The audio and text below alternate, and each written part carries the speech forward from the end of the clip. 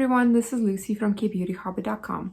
If you have never used Korean beauty, but you're really curious and you don't know where to start, what to get first, or where to get it, you're in the right place. I'm going to give you all my tips and tricks on how to get into it and be successful. I'm filming somewhat in the daytime, although it's evening now, but everybody's awake, so expect some background noise. I apologize in advance. There's not much I can do about it.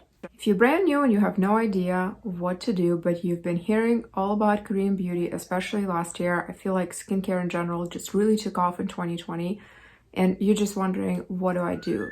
My advice is to start with something really simple to introduce. And the two simplest and really, really important steps in skincare, I feel like, are double cleansing and sunscreen. So as you're running out of your regular cleansers, hopefully you're cleansing with something. If not, that's okay.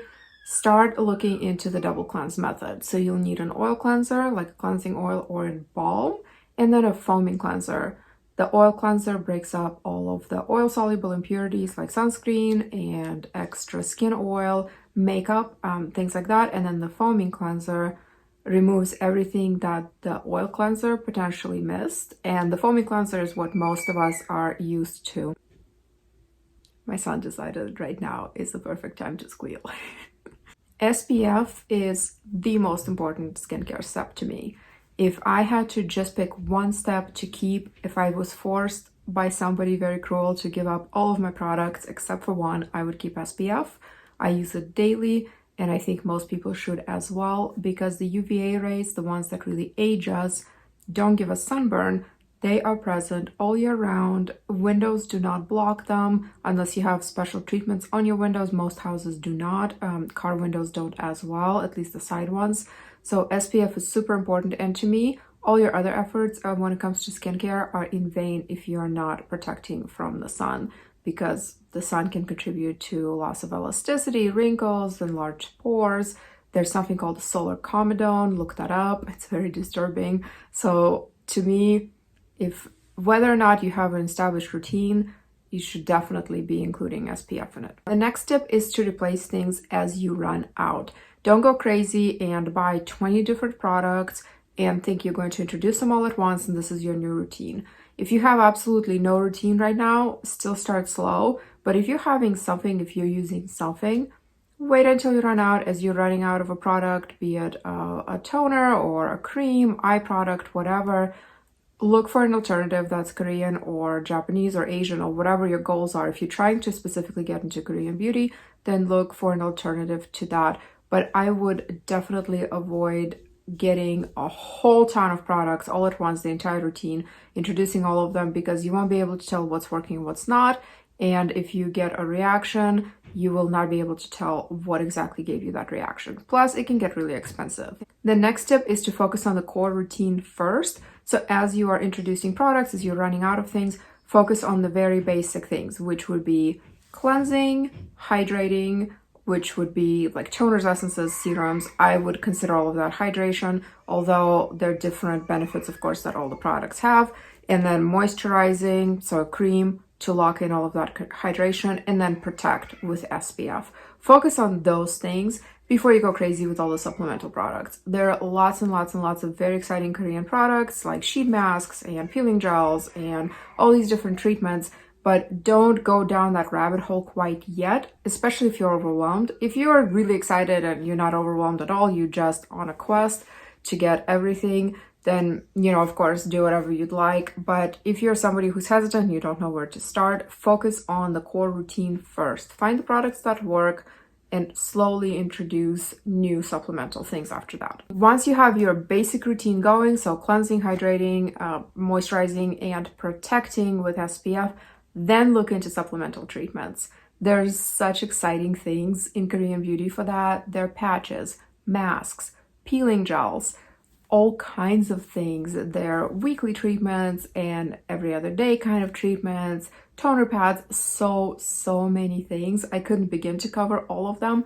I do have a private Facebook group called Korean Beauty Fanatics, where me and 16,000 other people can help you out with some advice. So if you have questions, please join us, ask all your questions. recommendations and so on. There is a reason why I'm not mentioning specific products in this video, and that's because specific products will definitely depend on your skin type, on your skin condition, any potential sensitivities, your price point, all these kinds of things. I'm just going over the basics, but for specific advice, please join us. You can also leave me a comment, of course, in the comment section here. My next tip is to buy something fun as well. Buy something useless. The thing with Korean beauty is there's so many products that may seem gimmicky because they have fun packaging, like panda shaped bottles and all kinds of things, but a lot of them are actually really good products. But just buy something fun, even if it doesn't work out for you. You know, the chances are that it will, but don't be so serious. You know, don't feel stressed out about this process. It really is meant to be fun, and there are many, many very cute and yet still effective Korean products. Lip tints, they're just, the possibilities are endless. Look into some of those cutesy, fun products. As you are acquiring all of these things, I would urge you to stick with reputable sellers. There are many different options. There's some brick and mortar stores depending on where you live, but there are so many online sellers as well, standalone, or I consider standalone stores, and then also sellers on eBay and Amazon. Amazon has official brand shops for a lot of the brands. So I have a whole article about that. I will put the link in the description, but just be mindful where you're shopping. And I'm also always price conscious, so I actually avoid some of the places that are maybe very convenient as far as pickups and quick shipping, but that charge a huge premium for that. So I personally prefer to order directly from Korea, and I have even a discount code with YesStyle that will give you an extra savings, but there are many other shops that I list all in the article that I'll put in the description box. My next tip, and perhaps the most important one, is not to compare yourself with others. I see it in our group quite a bit.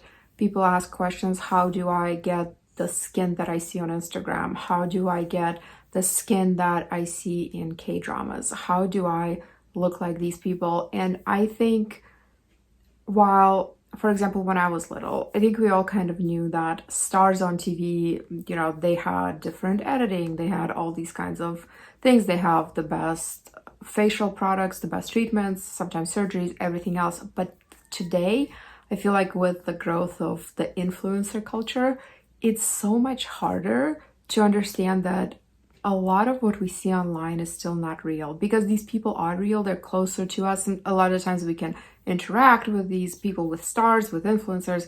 They respond to us, they seem so average, but they're not. A lot of what we see online is not real. I highly recommend you check out James Walsh's videos, the Instagram versus reality. He does a fantastic job just showing what's real and what isn't. And I have nothing against filters, I have nothing against cosmetic surgery, Botox, fillers, whatever, but just remember that what you see online, you're looking at someone's highlight reel. So don't compare your behind the scenes to someone's highlight reel. Just look at your skin, set some realistic goals, and then try to improve and compete only with yourself. And of course, expect some flops, but don't give up. We're all so different. You could read 100 fantastic reviews for a product, buy it, and absolutely hate it. You could end up potentially with some kind of reaction. I have very few times, but still over all of my years as KBeauty, I have reacted to some products.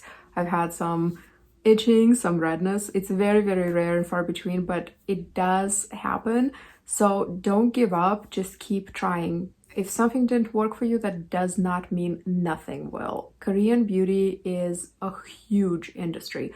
There are hundreds, if not thousands, of brands with products, and new things come out all the time. If you're sensitive to something in particular and you know about that, review the ingredients and find something without that.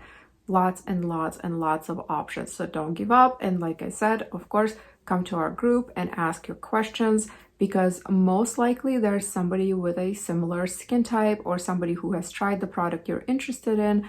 There's just so much information in there and just a wealth of knowledge, and people who very willingly share their experiences. I want to congratulate you on deciding to take care of yourself and your skin and explore the wonderful world of Korean beauty. It definitely, I kid you not, changed my life.